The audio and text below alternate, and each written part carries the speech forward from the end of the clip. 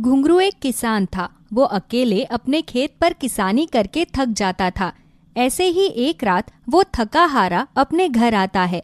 तभी उसकी पत्नी नीलम उससे कहती है, अरे क्या हुआ है, बहुत थके थके नजर आ रहे हो। लगता है कि आज खेत में बहुत ज्यादा ही काम था। हाँ नीलम, खेत में बहुत सारा काम पड़ जाता है और मैं अकेले ही सारा काम नहीं कर पाता। बहुत थकावट हो जाती है। अरे तो मेरी बात मानो तो अपने लिखित में एक लड़का रख लो। कम से कम जिस दिन तुम ना रहोगे उस दिन तुम्हारा काम वो संभाल लेगा।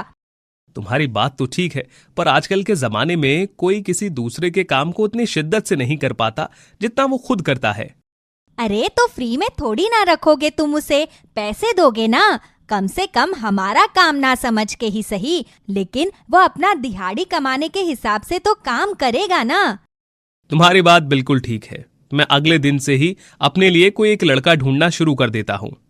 पत्नी के कहने पर घुंघरू इस बारे में सोचने लगता है और वो अगले ही दिन अपने काम करवाने के लिए एक लड़का ढूंढने लगता है। तभी वहाँ उसके पास एक हीरा नाम का लड़का आता है। हीरा बहुत ही आलसी था। ऐसे ही एक दिन घुंघरू हीरा से बोलता है, हीरा, मैं जरा शहर जा रहा हूँ, तो तू मेरी गैर मौजूदगी में सारा काम संभाल लेना। और हाँ, आज का काम खत्म हो जाना चाहिए क्योंकि अगले दिन खेत में हमें बीज बोना है। हाँ मालिक, आप चले जाइए, मैं अकेले सारा काम कर लूंगा। वैसे भी काफी सालों का अनुभव है मेरे पास। 8 घंटे के काम को 5-6 घंटे में निपटा देता हूँ। अच्छा ठीक है, तुम ध्यान से काम करना। अब मैं जा रहा हूँ। भूख लगे तो खाना रखा हुआ है, खा लेना।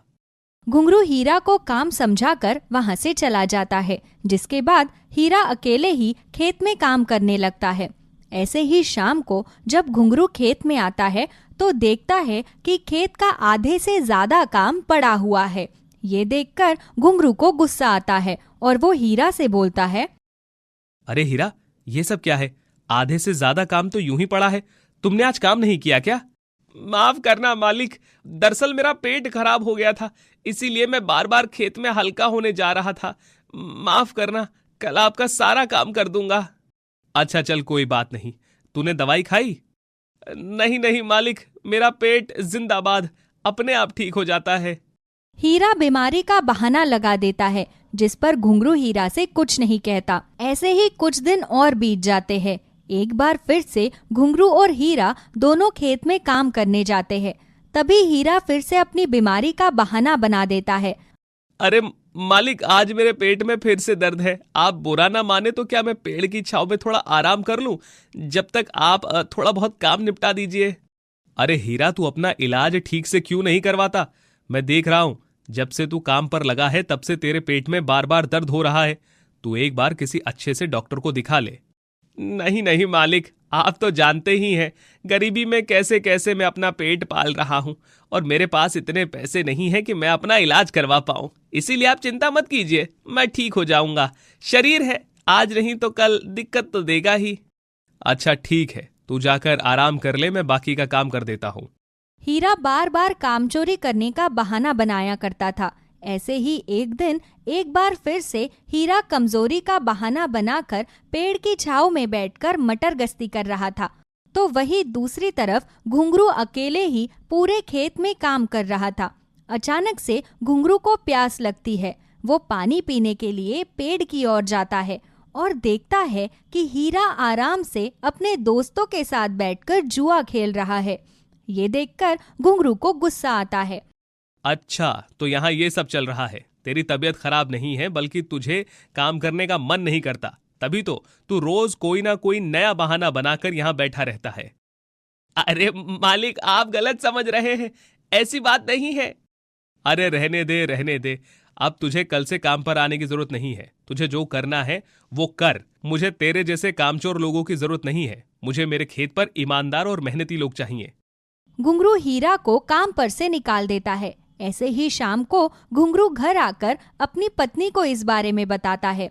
जिसके बाद नीलम उससे बोलती है, कोई बात नहीं, तुम चिंता मत करो। मेरी बात मानो तो अपने लिए कोई बैल ढूंढ लो और उस बैल से ही खेत पर काम करवाओ। जितने वफादार जानवर होते हैं उतने इंसान नहीं होते, इसलिए इंसान को छोड़कर अब जानवर रख लो अपने खेत पर। अच्छा ठीक है, मैं कल ही अपने लिए एक बैल खरीद कर लेकर आता हूँ।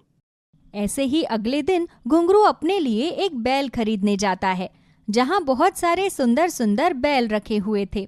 एक बैल जो कि थोड़ा सा अनोखा था, उसके 2 पैर थे। इस बैल के 2 पैर देखकर घुंघरू बैल बेचने वाले से बोलता है, अरे भैया, ये क्या, इस बैल के 2 पैर क्यों हैं? अरे भैया रहने दो, ये बैल वैसे ही खराब है, किसी काम का नहीं है, क्योंकि इसके 2 पैर हैं और ये लंगड़ा है, लंगड़ा कर चलता है, इसीलिए कोई भी इसे खरीदने को तैयार नहीं है। आप दूसरा बैल देख लो, बहुत सारे बैल हैं यहाँ पर। लेकिन ये बैल देखने में तो बिल्कुल ठीक है, फिर इसे कोई क्यों नहीं खरीदता?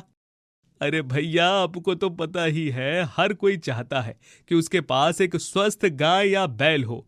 ये बैल थोड़ा लंगड़ा कर चलता है, इसीलिए इसे कोई नहीं खरीदना चाहता। अच्छा कोई बात नहीं, एक काम करो, आप मुझे यही 2 पैर वाला बैल दे दो। भले ही इसके 2 पैर हों और भले ही ये बहुत लंगड़ा कर चलता हो, लेकिन मैं इसे अपने पास रखूंगा, क्योंकि भगवान इस दुनिया में किसी को सर्वगुण संपन्न नहीं बनाता है। हर किसी में कोई ना कोई कमी जरूर होती है।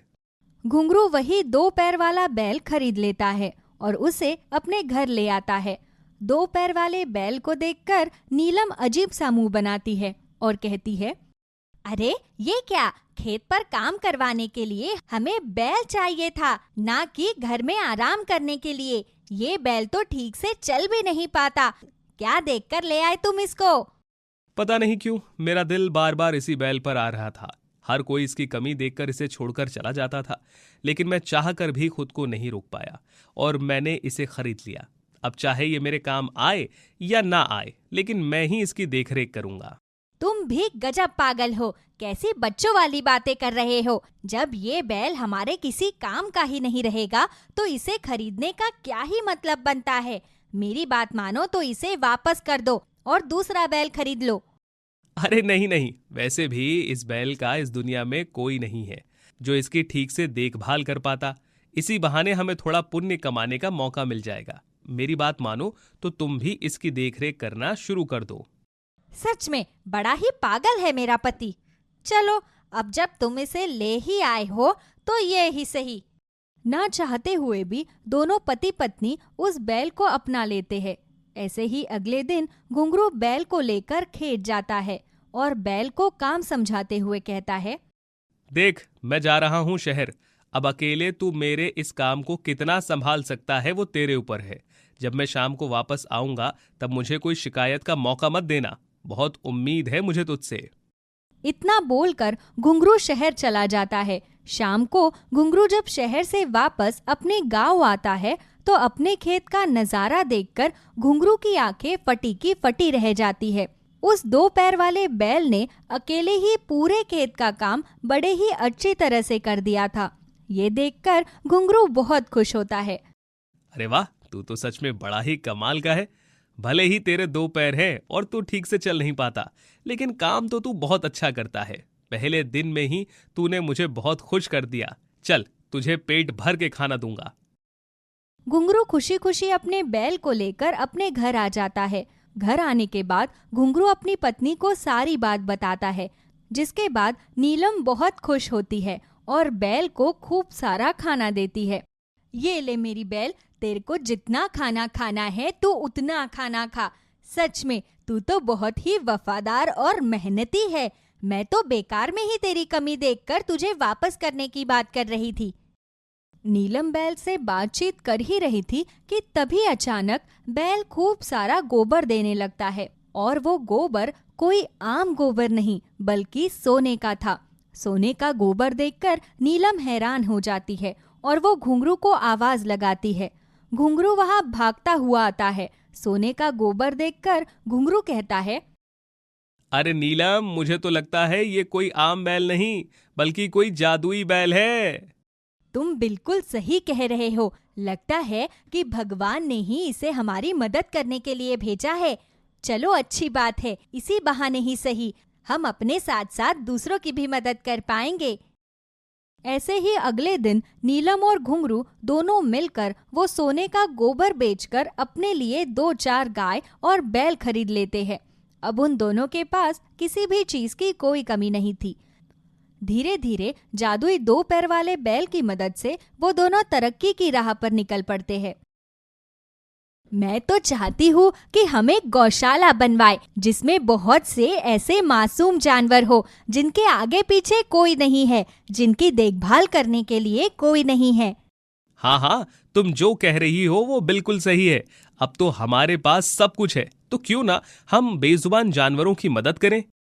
अब हमें इस काम में ज्यादा देरी नहीं करनी चाहिए, क्योंकि बहुत से जानवर ऐसे हैं जो यहाँ वहाँ दर दर की ठोकरें खा रहे हैं।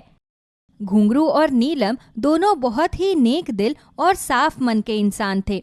वो दोनों अपने साथ साथ दूसरों की भी मदद करना चाहते थे।